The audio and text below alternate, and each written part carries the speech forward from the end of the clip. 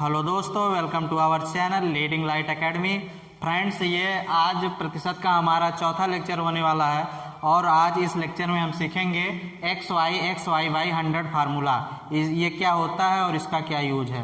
तो यहाँ पे देखिए लिखा हुआ है, यदि एक बार प्रतिशत वृद्धि या कमी के बाद पुनः प्रतिशत वृद्धि या कमी की जाए तो अंतिम रूप से राशि के मान में परिवर्तन बराबर पहला प्रतिशत प्लस दूसरा प्रतिशत प्लस पहला प्रतिशत इंटू दूसरा प्रतिशत डिवाइड बाई 100। और दोस्तों, जो प्रतिशत वृद्धि होगी उसे पॉजिटिव और प्रतिशत कमी होगी उसे निगेटिव। आइए ये जो लिखा हुआ है इसे बहुत ही बारीकी से समझते हैं। कह रहा है यदि एक बार प्रतिशत वृद्धि या कमी की गई तो हम मानते हैं पहली बार जो प्रतिशत वृद्धि या कमी की जा रही है वह एक्स की जा रही है और दूसरी बार वाई की। तो सिंपली यही एक्स और वाई यहाँ हम रख दें तो ये कुछ ऐसा आएगा, x plus y plus x y by 100। तो ये हमारा एक फार्मूला निकल के आता है।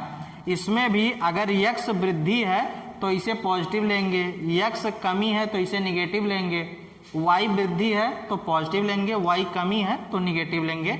इसी फार्मूले पर रख के हम अपना आंसर निकालेंगे। एक बार फिर से आप लोग समझ लीजिए, यदि एक बार प्रतिशत वृद्धि या कमी की जाए उसके बाद कमी के बाद मतलब एक बार प्रतिशत कमी या वृद्धि कर दी गई है उसके बाद पुनः प्रतिशत वृद्धि या कमी की जाती है तो अंतिम रूप से राशि के मान में परिवर्तन क्या होगा। तो कुछ लोगों के मन में डाउट हो सकता है कि मान लीजिए मतलब पहले x प्रतिशत का परिवर्तन या x प्रतिशत का परिवर्तन किया गया, परिवर्तन मतलब चाहे वृद्धि की गई चाहे कमी की गई, तो मानते हैं x प्रतिशत की वृद्धि की गई, दोबारा y प्रतिशत की वृद्धि की गई, तो इसे दोनों को जोड़कर हम अपना अंतिम रूप से राशि में परिवर्तन ज्ञात कर सकते हैं। लेकिन दोस्तों ये गलत हो जाएगा। दोस्तों जो हमारा फार्मूला निकल के आया था x plus y plus x y by 100, ठीक है। यहाँ पर अगर x और y अगर वृद्धि हो रही है तो वैल्यू पॉजिटिव होगी, कमी हो रही है तो वैल्यू निगेटिव होगी। अच्छा, इसे जब हम लोग सॉल्व कर लेंगे तो जो हमारा परिणाम आएगा, तो इसे सॉल्व करेंगे तो हमारा परिणाम आएगा, परिणाम हमारा धनात्मक भी आ सकता है और ऋणात्मक भी आ सकता है। अगर परिणाम धनात्मक आया तो यानी वस्तु के मान में वृद्धि होगी, अगर परिणाम निगेटिव आया तो वस्तु के मान में कमी होगी। इन बारीकियों का हमें ध्यान रखना है। आइए हम प्रश्न के माध्यम से इसे समझने का प्रयास करते हैं। दोस्तों आज का हमारा पहला क्वेश्चन है, किसी व्यक्ति की आय में 10% की वृद्धि हुई, कुछ दिनों बाद पुनः 20% की वृद्धि हुई, इस प्रकार व्यक्ति की आय में कितने प्रतिशत की वृद्धि हुई। तो दोस्तों जो पहली वृद्धि हो रही है यानी x की वैल्यू है 10% और ये वृद्धि है इसलिए यह वैल्यू पॉजिटिव होगी। पुनः जो वृद्धि हो रही है वो 20% की हो रही है और यह वृद्धि है इसलिए यह वैल्यू भी पॉजिटिव होगी। अब हम अपने फार्मूले में ये वैल्यू रख देंगे और हमारा आंसर निकल जाएगा। हमारा formula x y by 100, x की वैल्यू है 10, वाई की वैल्यू है 20 प्लस 10 इंटू 20/100, 0 से 0 जाएगा, यह निकल के आएगा 32% की वृद्धि, क्योंकि यहाँ धनात्मक आया है। ठीक है दोस्तों, एक छोटा सा कंफ्यूजन जो लोगों को अक्सर हो जाता है वो क्या करते हैं कि डायरेक्ट 10 धन 20 बराबर 30% निकाल देते हैं, जो कि सरासर गलत है। आपको इस प्रश्न का उत्तर इसी प्रकार से निकालना है। दोस्तों ये हमारा क्वेश्चन नंबर 2 है, किसी सिनेमा हॉल में टिकटों के दाम में 10% की वृद्धि करने पर दर्शकों की संख्या में 10% की कमी आ जाती है, सिनेमा हॉल के आय में परिवर्तन ज्ञात करें। तो जो सबसे पहला परिवर्तन हो रहा है वह 10% की वृद्धि हो रही है, यानी x की वैल्यू 10% और ये वृद्धि है इसलिए यह धनात्मक वैल्यू होगी। पुनः कह रहा है कि दर्शकों की संख्या में 10% की कमी आ जाती है तो y की वैल्यू -10% हो जाएगी क्योंकि ये कमी आ रही है। अब इन दो वैल्यू को अपने फार्मूले पे रखते हैं और आंसर निकालते हैं। तो हमारा फार्मूला है x plus y plus x y by 100, यानी 10 प्लस ये माइनस का 10 प्लस 10 इंटू माइनस का 10 डिवाइड बाई 100। ठीक है,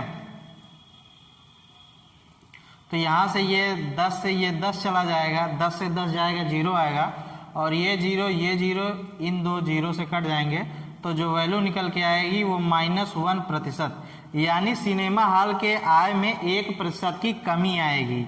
यहाँ माइनस केवल कमी को दर्शा रहा है, यानी 1% की कमी। ठीक है दोस्तों, आइए अगले क्वेश्चन की ओर बढ़ते हैं। मोहन ने अपना व्यय 15% घटाया, पुनः 5% घटाया, इस प्रकार उसके व्यय में कितने प्रतिशत की कमी आई? तो सबसे पहला जो हमारा परिवर्तन हो रहा है, यानी x की वैल्यू है 15%, और ये घटाया है यानी कमी की गई है, तो यह वैल्यू ऋणात्मक होगी। y की वैल्यू है 5%, ये वैल्यू भी घटाई गई है यानी ऋणात्मक होगी। तो इन दो वैल्यू को हम अपने फार्मूले में रखते हैं। हमारा formula x plus y plus x y by 100। तो दोस्तों x की वैल्यू है -15, y की वैल्यू है -5, तो प्लस माइनस का गुणा माइनस होता है, प्लस x की वैल्यू है -15 इंटू -5/100। ये माइनस माइनस गुणा होके प्लस हो जाएगा, अतः यहाँ प्लस ही रहेगा। तो 15 और 5 दोनों चिन्ह ऋणात्मक है, ऐड हो जाएगा, तो ये वैल्यू आएगी -20 प्लस 5 से इसको हम डिवाइड करते हैं 20, फिर ये 5 चौक 20, 5 3 15, ये वैल्यू निकल के आई 3/4, यानी -20 प्लस इसको हम लोग आगे सिंप्लीफाई करते हैं तो ये निकल के आएगा 0.75, तो आएगा 19.25% की कमी, यानी कि मोहन के व्यय में 19.25% की कमी आएगी। ये ऋणात्मक कमी को दर्शाता है।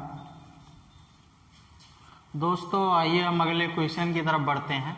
एक कारखाने के उत्पादन में पहले 10% की कमी हुई, पुनः कुछ दिनों बाद उत्पादन 15% से बढ़ गया। कारखाने के उत्पादन में प्रतिशत कमी या वृद्धि बताएं। तो दोस्तों पहला जो परिवर्तन हो रहा है, यानी x की वैल्यू वो 10% है और ये कमी हो रही है, इसलिए यह वैल्यू ऋणात्मक है। y की वैल्यू है 15% या वृद्धि हो रही है, इसलिए यह वैल्यू पॉजिटिव है। तो हम इन दो वैल्यू को सिंपली अपने फार्मूले पे रख देते हैं। तो -10 प्लस 15 प्लस -10 इंटू 15/100, इसे सॉल्व करेंगे तो ये आएगा 5 और माइनस और यहाँ प्लस 15 है, तो माइनस और प्लस का जब मल्टीप्लाई होगा तो माइनस आएगा, सो यहाँ माइनस लग जाएगा और ये 0 से ये 0 चला जाएगा, ये 5 से 3 बार जाएगा, ये 2 बार, तो ये 5 - 3/2, यानी जो वैल्यू निकल के आएगी 5 - 1.5 बराबर 3.5। ये वैल्यू पॉजिटिव में आ रही है, अतः कारखाने के उत्पादन में 3.5% की वृद्धि होगी। यानी ये जो पॉजिटिव साइन है ये वृद्धि को दिखा रहा है। चलिए आइए अगले क्वेश्चन की तरफ बढ़ते हैं। दोस्तों अगले क्वेश्चन की तरफ बढ़ते हैं। एक दुकानदार माल खरीदते समय 10% ठगता है और बेचते समय 5% ठगता है।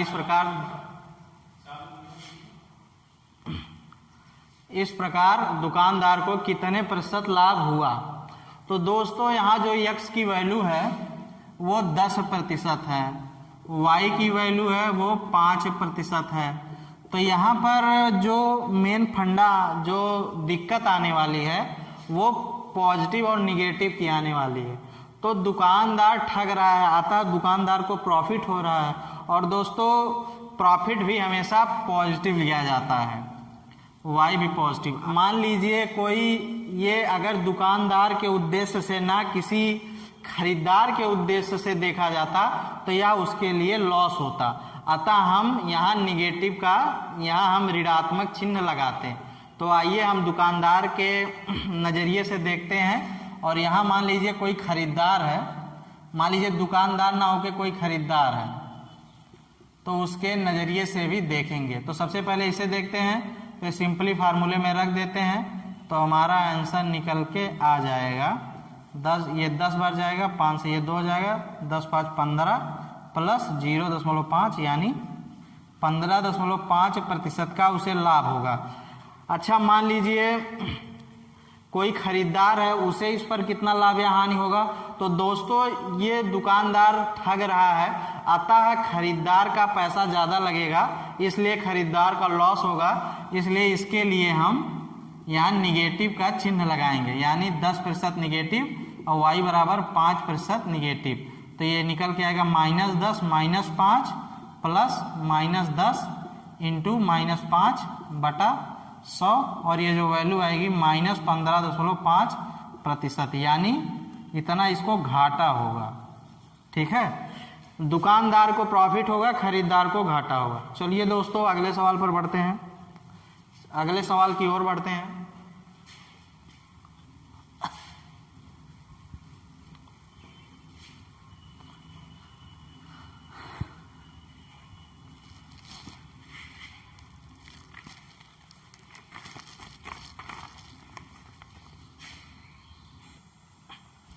दोस्तों हमारा अगला क्वेश्चन है, ये क्वेश्चन इस पैटर्न से थोड़ा सा अलग है। अंतर कहाँ है आइए हम आपको बताते हैं। किसी वस्तु के मूल्य में 8% की वृद्धि की गई, बाद में बढ़े हुए मूल्य में 8% की कमी की गई। यदि वस्तु का अंकित मूल्य 1 रुपये हो तो आरंभ का मूल्य था। दोस्तों अभी तक जो हमें ज्ञात करना था वह प्रतिशत परिवर्तन ज्ञात करना होता था। जैसे पहले कमी या वृद्धि दी जाती, पुनः कमी या वृद्धि दी जाती, इससे हमें प्रतिशत परिवर्तन ज्ञात करना होता। लेकिन यहाँ ध्यान देना है कि वह हमें अंतिम मूल्य दिया हुआ है, तो हमारा xy अपान 100 फार्मूला इस पर नहीं लगेगा। इसको हम बेसिक से करते हैं। आइए देखिए कैसे करते हैं। मानते हैं वस्तु का आरंभ मूल्य बराबर p रुपया है। ठीक है, सबसे पहले जब हम लोग प्रतिशत की शुरू में चर्चा कर रहे थे तो मैंने आपको प्रतिशत वृद्धि के बारे में बताया था। मान लीजिए अगर कहीं भी 10% की वृद्धि होती है तो वह वैल्यू प्रारंभ वैल्यू का 110% हो जाता है। या कैसे होता था, 100 + 10%। सेम इसी प्रकार हम देखते हैं, आइए देखते हैं कि सबसे पहले P में 8% की वृद्धि हो रही है, यानी ये हो जाएगा 100 + 8%, ये वृद्धि हो गई। पुनः कह रहा है कि बढ़े हुए मूल्य में 8% की कमी हो रही है, यानी 100 - 8%। दोस्तों इतनी बात ध्यान से देखिए, और ये जो वैल्यू है वो बराबर है 1 रुपये के, यानी P आरंभ का मूल्य P, इसमें 8% की वृद्धि हुई तो यह हो जाएगा 100 + 8%। इसमें पुनः 8% की कमी हुई, यह हो जाएगा 100 - 8%, और बराबर हो जाएगा 1 के। दोस्तों इस प्रतिशत के बदले हम लोग बटे में 100 लिख सकते हैं। P × 100 + R divide by 100 × 100 - R divide by 100 बराबर 1। ठीक है, पुनः इसको हम सॉल्व करते हैं। यहाँ एक अलजेब्रा के फार्मूले का यूज होगा, a + b × a - b बराबर a² - b²। जब हम लोग अलजेब्रा करेंगे तो इसे अच्छे से समझेंगे, लेकिन यहाँ पर यूज है इसलिए मैंने आपको बता दिया। तो ये हो जाएगा P × 100 का स्क्वायर माइनस R का स्क्वायर डिवाइड बाई 100 का स्क्वायर। यहाँ पर a + b a - b, a² - b², ये बराबर है 1 के। तो यहाँ से जो P की वैल्यू निकल के आएगी वो हो जाएगी 100 का स्क्वायर डिवाइड बाई 100 का स्क्वायर माइनस R²। ठीक है, इसको आगे सॉल्व करेंगे तो ये आ जाएगा 10,000 बटा 10,000 माइनस आर स्क्वायर। सो जो हमारी आरंभ की वैल्यू है वो इतनी आ गई और इससे हमारा ऑप्शन नंबर डी करेक्ट हो जाएगा।